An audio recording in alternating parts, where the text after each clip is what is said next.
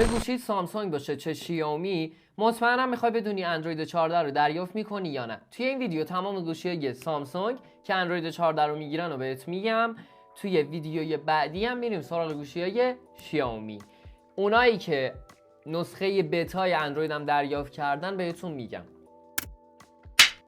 توی سری پرچمدار سامسونگ S23 اولترا، S23 پلاس، S23، S22 اولترا، S22 پلاس، S22، S21 FE، S21 اولترا، S21 پلاس و گلکسی S21.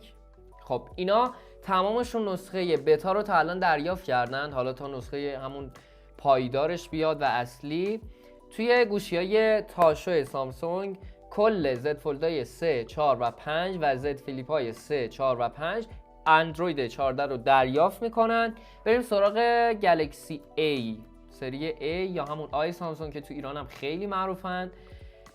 A73، A72، A54، A53، A52 5G و A52s، A34، A33، A24، A23، A14، A13، A04s و گلکسی M50. توی سری Mش M54، M53 5G، M33 5G، M23.